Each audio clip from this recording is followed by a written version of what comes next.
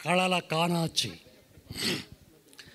కళల కానాచి కరీంనగర్ జిల్లా ప్రేక్షకులందరికీ నమస్కారం. పాత్రికేయ మిత్రులకు, సమస్త మీడియా మిత్రులందరికీ స్వాగతం. కరీంనగర్ జిల్లా ఆది నుంచి కళలకు నిలయం.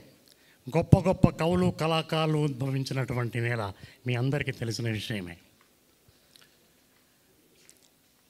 ఎప్పుడో 8 సంవత్సరాల క్రింద సెల్ ఫోన్తో సెల్ ఫోన్తో వీళ్ళు ఎప్పుడైతే చిన్న చిన్న వీడియోలు తీశారో అప్పుడు ప్రారంభమైనటువంటి వీళ్ళ ప్రస్థానం ఇప్పుడు సిరీస్ లెవెల్కి వెదిగింది. విజయవంతంగా సిరీస్ ఇది ప్రదర్శించబడుతుంది. అందుకు నిజంగా వీళ్ళందరూ ఎంతైనా అభినందనీయులు. చాలా కష్టపడ్డారు ఈ ప్రాజెక్ట్ చేయడానికి. ముఖ్యంగా డైరెక్టర్ శివగారు స్క్రీన్ ప్లే కథ అద్భుతంగా రాశారు. సినిమా లెవెల్లో ఇది సినిమాలాగా అనిపించింది, ఏదో సిరీస్ లాగా అనిపించలేదు. అద్భుతమైన, దీనికి పోటీగా నిన్న మొన్న 2-3 రిలీజ్ అయిన 7, 8 2 వేరే పెద్ద కమర్షియల్ సిరీస్.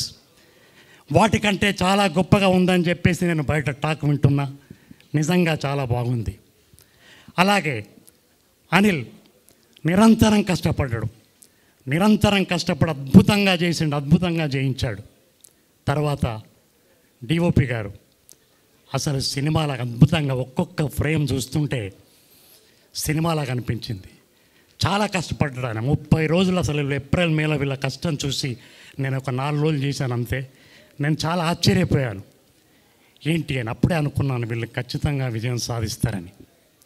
తర్వాత మ్యూజిక్, అసలు ఏం మ్యూజిక్ అది!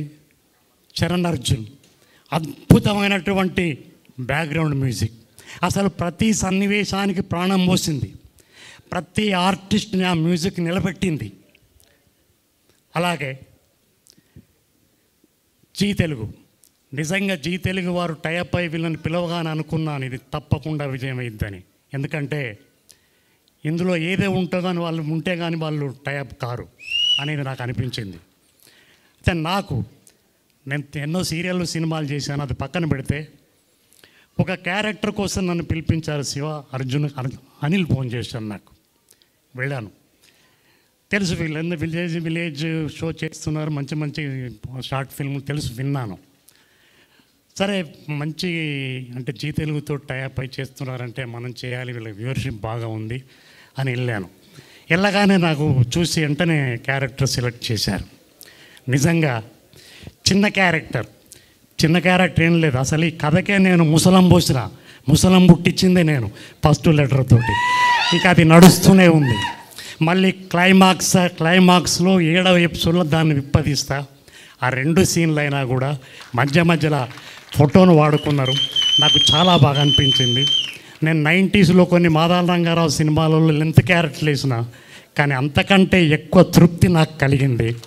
నిజంగా మీ అందరికీ ధన్యవాదాలు. ముఖ్యంగా జీ తెలుగు పుట్టినప్పుడే 20 ఏళ్ళ కింద ఫస్ట్ టైం, అప్పుడు 2005లో జరాల్డ్ గారు డైరెక్షన్లో నిశ్శబ్దం అనే సినిమాలో మాంత్రికుడు క్యారెక్టర్ వేశాను.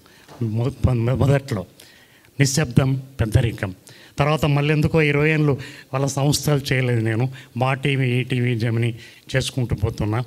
ఆ రకంగా మళ్ళీ నేను 20 ఏళ్ళ తర్వాత జీ తెలుగులోకి వచ్చే అదృష్టం కలిగినందుకు నాకు చాలా సంతోషంగా ఉంది. అలాగే మాది పక్కనే తిమ్మాపురం గ్రామం. అసలు మొట్టమొదలు నేను ఇక్కడి నుంచి ఫస్ట్ మద్రాసుకి వెళ్ళాను 1980లో. 43 ఏళ్ళ ప్రస్థానం. అటు ఉద్యోగం చేసుకుంటూ, గవర్నమెంట్ జాబ్ చేసుకుంటూ, అటు ఇటు ఇలా చేస్తున్నాను. మొత్తానికి మిత్రులు నాకు చివరాంకంలో మంచి మిత్రులు నాకు పరిచయం అయినందుకు చాలా ఆనందంగా ఉంది. ఇప్పుడు మన జిల్లాలో ఈ రకంగా నాకు మాట్లాడే అవకాశం కలిగించినటువంటి యావత్ బృందానికి కృతజ్ఞతలు తెలియజేస్తూ, ఇంకా చాలామంది మంచి కళాకారులు ఉన్నారు మన జిల్లాలో. అసలు రాష్ట్రంలో సంవత్సరానికి 2000 షార్ట్ ఫిల్ములు తయారైతే ఒక్క ఉమ్మడి కరీంనగర్ జిల్లాలోనే 1500 షార్ట్ ఫిల్ములు తయారవుతున్నాయి. అలాంటి షార్ట్ ఫిల్మ్ నుంచి వచ్చిన సెలబ్రిటీయే మన ఆర్ఎస్ నంద. కాబట్టి మనం ఏ మీడియాను తక్కువ చేయడానికి లేదు. నన్ను నాటక రంగానికి భాస్కర్ రాజు పరిచయం చేశాడు 50 ఏళ్ళ కిందట. తర్వాత టీవీ రంగానికి మణిశంకర్ గారు పరిచయం చేశారు 1989లో డీడీ పుట్టినప్పుడు. భోజరాజు కథలు, నల చరిత్ర మీకు తెలిసే ఉంటుంది. తర్వాత సినిమాకు డాక్టర్ ప్రభాకర్ రెడ్డి గారు పరిచయం చేశారు. అలాగే సిరీస్కి శివ, అనిల్, జై తెలుగు, శ్రీకాంత్ అండ్ చరణ్ అర్జున్ పరిచయం చేసినందుకు చాలా కృతజ్ఞతలు తెలియజేస్తూ ముగిస్తున్నాను. Thank you so much sir. So ఆ 7th ఎపిసోడ్లో ఏం జరిగిందో తెలుసుకో